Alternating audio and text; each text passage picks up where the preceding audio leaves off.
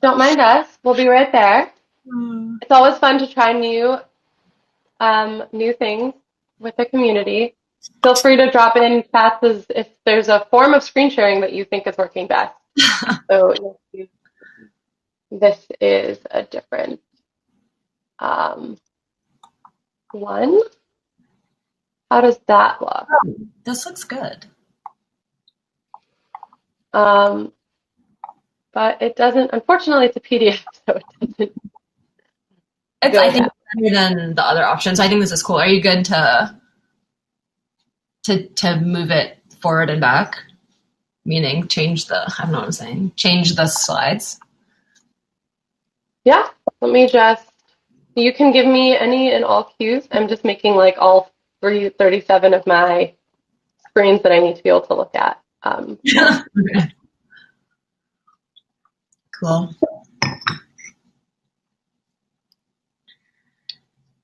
Boom.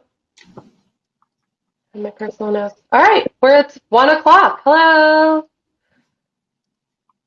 Hi. I will respond since we cannot hear anybody else. Also, hi Willa. It's good to see you in here.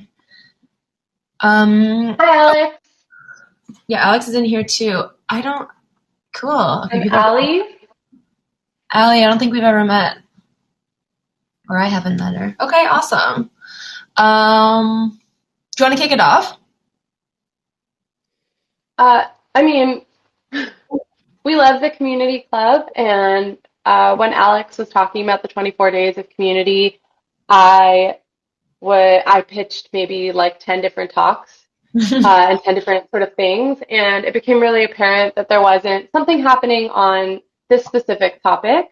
And when on the specific topic of like diversity and inclusion, which are terms that I feel mixed about in general, but we'll use them for the purpose of today. Um, but within like this sort of series of talks. And I think the reason I picked Danielle here to be the co-host is because we sort of each have really different experiences trying to create diverse and inclusive communities. And the real question about diversity and inclusion like boils down to who belongs here. And you might say like, oh, everyone's welcome, but like it actually takes a lot of work to make people feel like everyone is truly welcome. So without further ado, I'm going to let Danielle really introduce herself, and then I'll give you just like a little bit about my background. For sure. Also, so much curl love happening in this slide, I'm realizing. Hi, everybody. I'm Danielle Letayf, and I'm the founder of Badassery, which is a curated community for mid-career professionals to come together and just figure it out. I've been in the community space for a bit. I think as have a lot of people in this, I'm sure, talk. So I started my community experience, I guess, when I was at Built by Girls, which was within Verizon Media. I was actually the first employee there, and grew the community from 5 girls, who I still love so dearly, to about 15,000 all over the country through different programs, communities, events. You guys know how it goes, ambassador programs, all the things. So it was my first experience actually being a head of community and figuring out what it was in the early stages. And then I would say, like, secondly, most notably, I was also at Shine Text, which is kind of like a millennialized Calm or Headspace. And I was also their community lead there, running different in-app community strategy as well.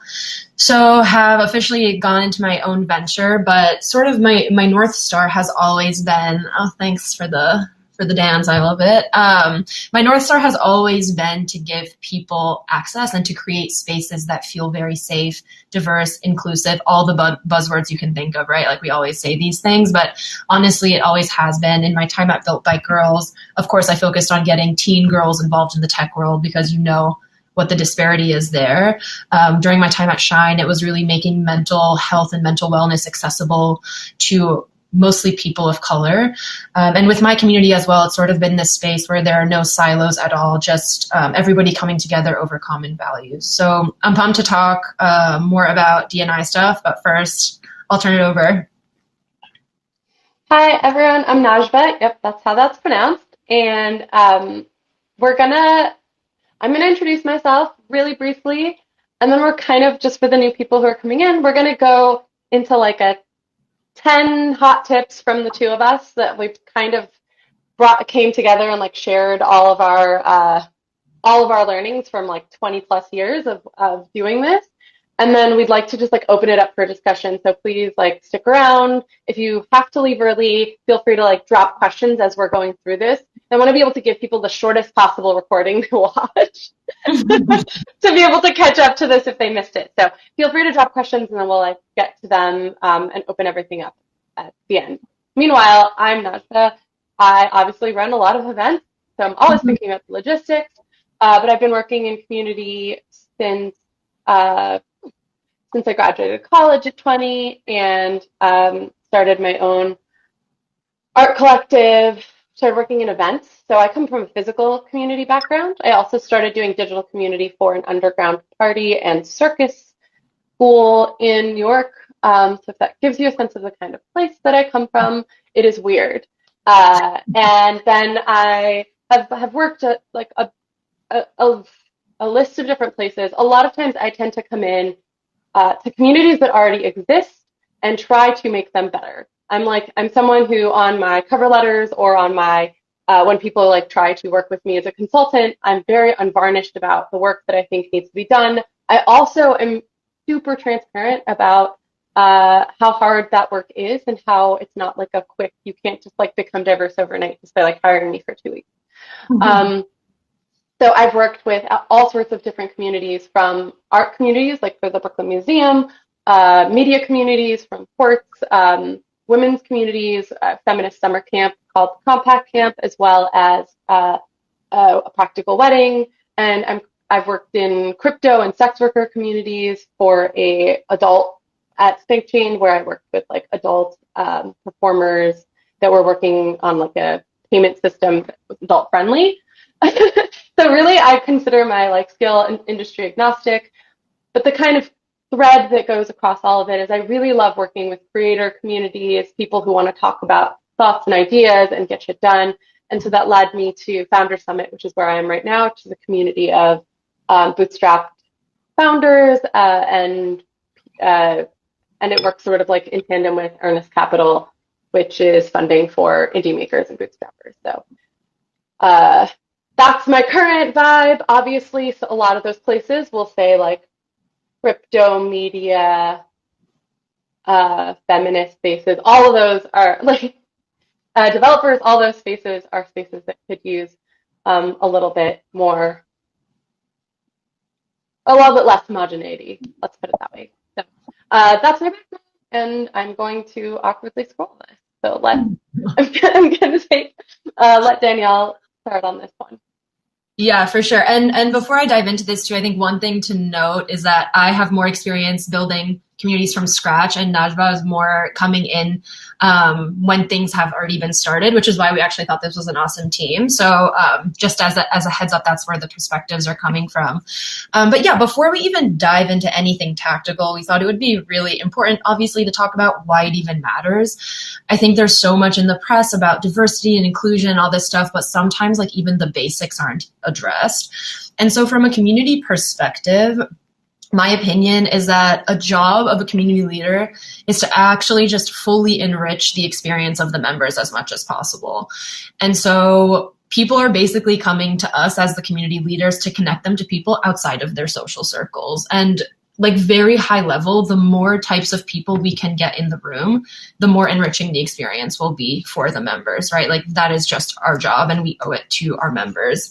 I think it sort of goes without saying now that yes, there has to be representation across different demographics, religion, races, like all of the above right now is table stakes. But I think most importantly, yeah, when it comes to diversity, it comes down to perspectives, it comes down to values, and it comes down to just helping every member that you have feel seen, heard, and understood. It just is more interesting to have disagreements. It's more interesting to have people of different religions. Like it's just like the point of community is for us to grow and learn from each other. That's not going to happen if we have a very homogenous membership base. Yeah. Echo chambers are no fun for anyone. Exactly.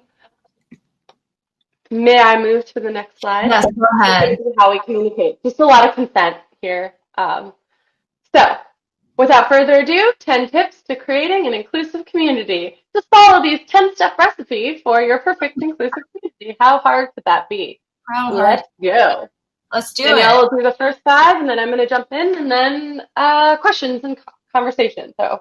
Awesome. Thank you. I will help you jump to the next one to be more clear about that. But yeah, so the first thing I think in setting up the basics is to just be clear with yourself and your team, if you have one, about what your diversity goals are. And like actually before that, what does diversity mean for your specific community? So there's obviously a million kinds of communities. We could look at it as diversity of expertise, right? Like my community is not focused on a specific expertise. So we have this sort of map of marketers or product people or engineers, whatever the case might be.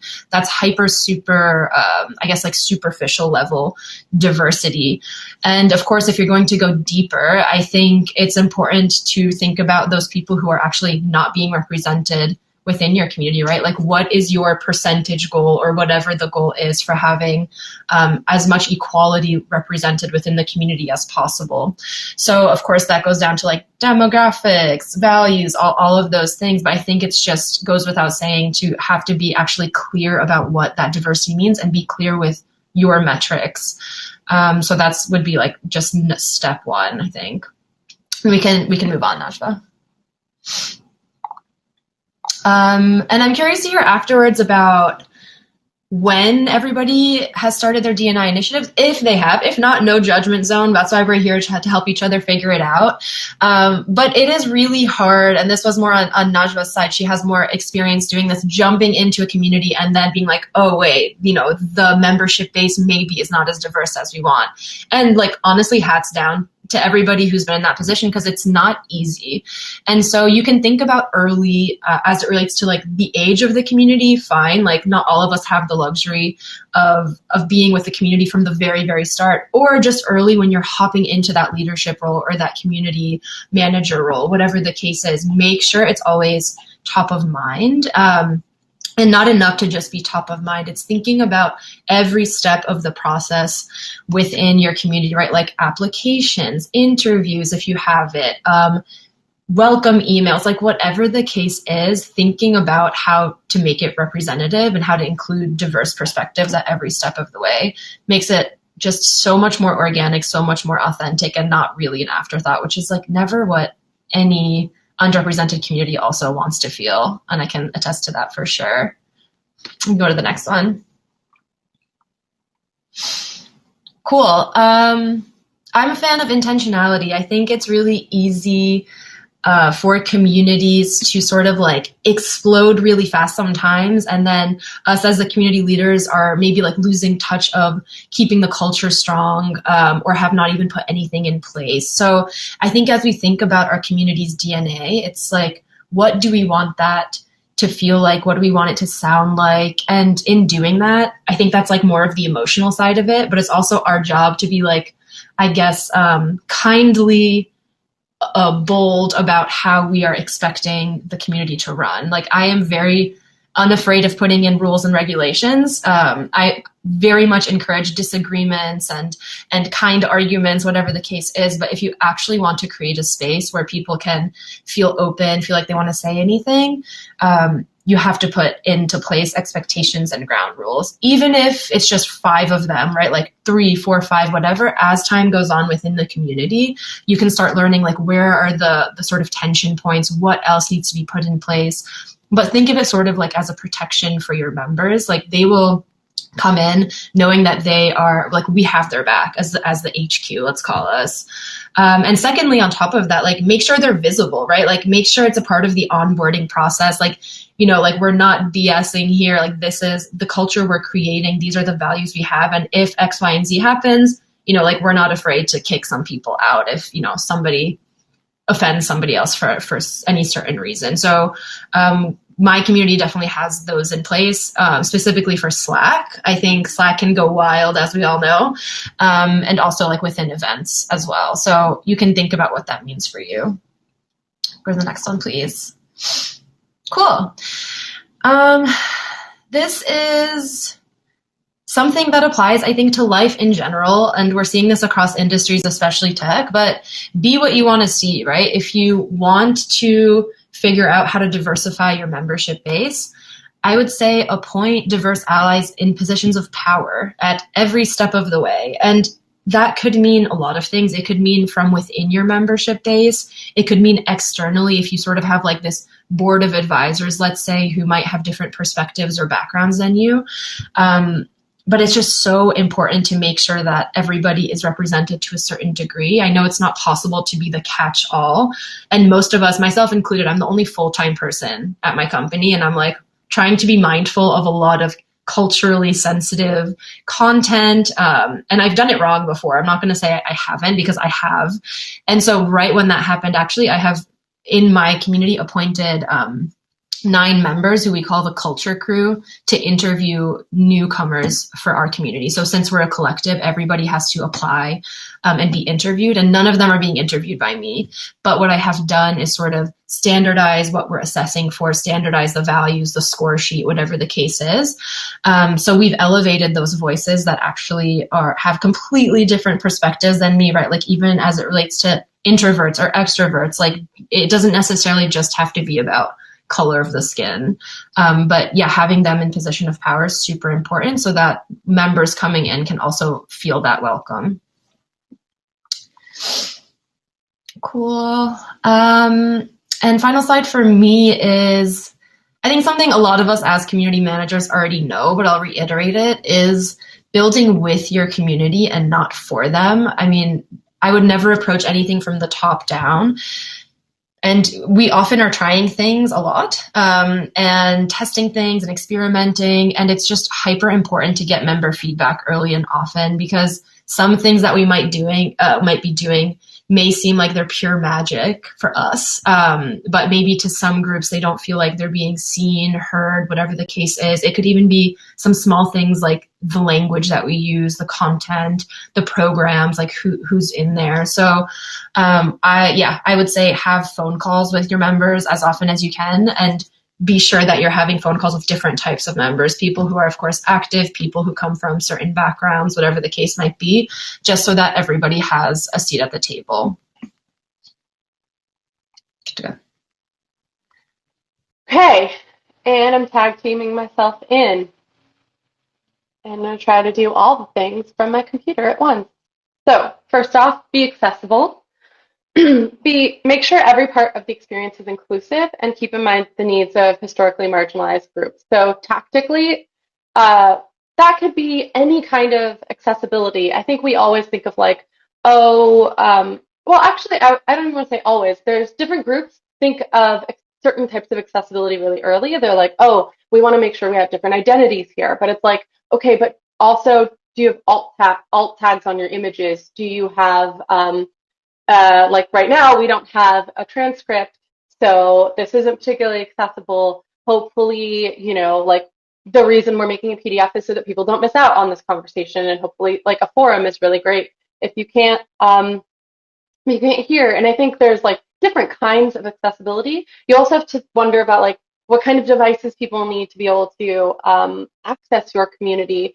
I mean, I think that like there's no like perfect solution, especially when you come in from a community that has some set things already, or you're using tools that have like certain barriers. But like one of the things that I did recently is to try to I just created a program that in general was not a particularly accessible program, and my way of in terms of finances and sort of like network. And so I like went out and I did outreach. I see a question here actually about outreach. I went out and I did outreach, and I just like created a number of seats for people who I actually recruited into the program, and it was a gift back to them, because I feel like those certain communities have given so much to me personally that I wanted to gift a certain amount back. So accessibility sort of across every single thing is worth noting, and maybe asking about. Show, don't tell. So when you show up somewhere, you have like just a few seconds. That's the same with anybody, but like visual representation is immediately how somebody in their like gut is like, this is for me or this isn't for me. When you see something beautifully designed, you might judge it like pretty immediately. And when you see someone represented or something not represented, you will like actually have that immediate reaction. And like, even if you stick around with it, that immediate feeling actually doesn't go away, which is why we talk about representation so much, the power of imagery. When I worked at a practical wedding, we were struggling to get enough real weddings, which is like a bulk of the content there. And I instituted a policy that for then and the foreseeable future, I think that policy is still in place. 50% of all images that go up on the site had to be in some way like diverse, and that could be anything from. I mean, like this is actually a very low bar, but it could be queer representation. It could be representation of people who are visibly of color, not like hands of someone. You're like, well, they're light-skinned Asian. And it's like, cool, but that doesn't actually like show me diversity if it doesn't like actually embody their face or we had Native American like weddings and all this stuff. And what's wild is, and I can't explain it, but as soon as the representation ratio shifted, the real weddings, we didn't have to do those outreach anymore. It actually, they just came to us. So making it so that people just look actually changes the reaction that people have, and it changes their willingness to engage. Turns out we had enough diverse people clicking on the site, but they just didn't actually want to engage with us. So, and yes, this was back in the time we had to shoot our own stock images, if you're wondering. Now there's a lot of resources, but all of them didn't exist like 6 years ago. So we were out here shooting every kind of stock image. Look sad, look happy. All right. And then also Janet Mock used us to plan her wedding at some point. She's now divorced, but it was like a big win where I was like, okay, we did it. We're no longer just like a white girl wedding site. Retention is key. So it's like the leaky bucket thing. You can have all these people coming and joining your community, but if you're not retaining them, if you're like, yes, I've built the most diverse community, but inclusivity happens once they've arrived. Do they feel included? Do they feel engaged? Do they have a seat at the table? And that can mean like sort of anything. I mean, I come from physical events, so you would look around and you're like, okay, if you're a host of a party, who's like on the walls or who's at the fringes? Do they feel welcome? Do they need something and they're too shy to ask? Are they just savoring their alone time? Like checking in with people is something that we innately do. It's a lot harder in online spaces because they sort of disappear when they're not active. So making sure that you keep tabs on those people, specific people and I'm talking right now about communities that are incredibly homogenous. You like need to keep extra tabs on the people who are not particularly centered by your community. And another physical version of this is when I had a practical weddings camp. We had a little hike. It was a very simple hike, but someone kept falling to the back, and I ended up going back and walking with her. And it turned out that she was just having like a bit of an anxiety issue and was compounding by the fear of like being left behind and being alone. And so I just walked with her for the rest of the time. And she ended up like having this like really, really wonderful experience and crying and like being so happy because she felt like incredibly seen and cared for by a community where it could have been very easy to just been like, well, most people are keeping up, so we must be doing fine. Retention. She will never forget that moment. Trust takes time. The thing is, you could say, I want to have a diversity initiative. Cool. We're going to just go to all these communities that were normally marginalized and expect them to be like, thank you so much for thinking of us. But that's not actually how it works. Most diverse communities have already seen it. They're tired of it. They've been let down. Like if it's a particularly marginalized group in anything. So it's like women in tech, or it's like, or it's like, uh, uh, so when I was doing Brooklyn Museum, I was a community organizer for Bed-Stuy and Crown Heights to bring them into this larger Brooklyn-wide initiative. And they had felt completely ignored by the Brooklyn Museum. Like they had never had a single reach out from them. None of the artists living in that neighborhood had been shown in that museum. And so like I had to do this extra work to get those people involved. And that meant the first thing was validating, you're right. You're right. We haven't been doing a good job. You don't get offended if they don't trust you when you show up. Another important example of this that I want to point out for anybody else who's like building a community, um, is like if you're a marginalized person of any group, you're also often called upon more to be a token or representative. And so when I was at courts, we had this like global thought leader program, and we were struggling to get any women. And it turns out that like women in tech or women founders or women whatever had like 7,000 more asks than they did men because there were so many fewer of them. And so they just and all these asks were like obviously not offering to pay. They were like, come talk at our conference. And they were just like, wait, when are we supposed to actually run our businesses? Um, and so I had to borrow trust. I had to find people in our network that already knew them to do the outreach for me because me as an unknown just was never going to get past that level of tiredness that they felt when they looked at their inbox. So a familiar name helped me borrow against that trust, and that's another tactic. Obviously, I needed to then deserve it when I talked to them, but like, trust takes time and strategy. And the final thing, I mean, I think we're all talking about this, is just be transparent.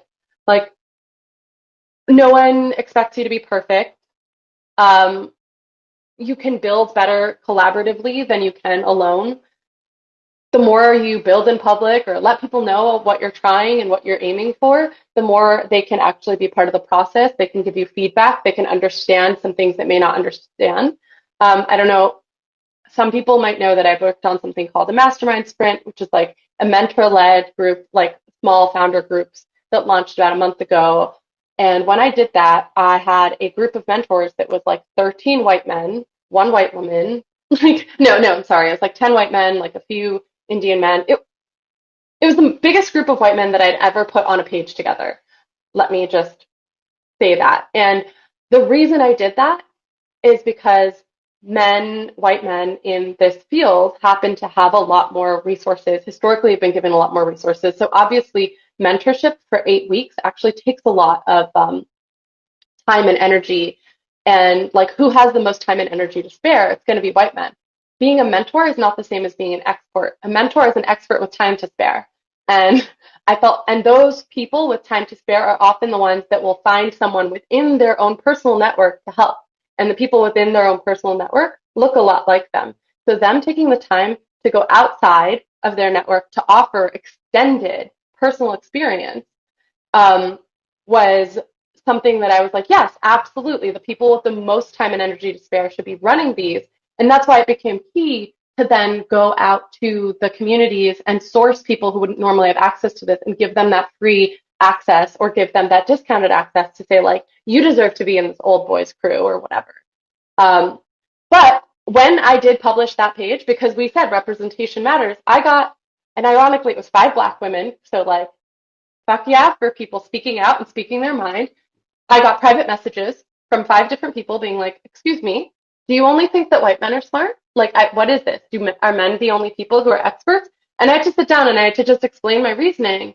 And I had to not be like defensive or not, be like, I'm giving something away for free. Like, don't, like, what do you want from me? But by explaining my logic and inviting critique, I'm saying, like, this is how I thought about it. What do you think? I also felt uncomfortable at first.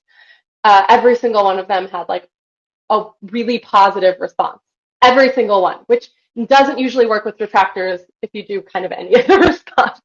So I just want to put out there, like, it's okay to be honest about the journey. And that's like, key takeaways. I got this whole list. We'll put it in a PDF for you. But, that's kind of it.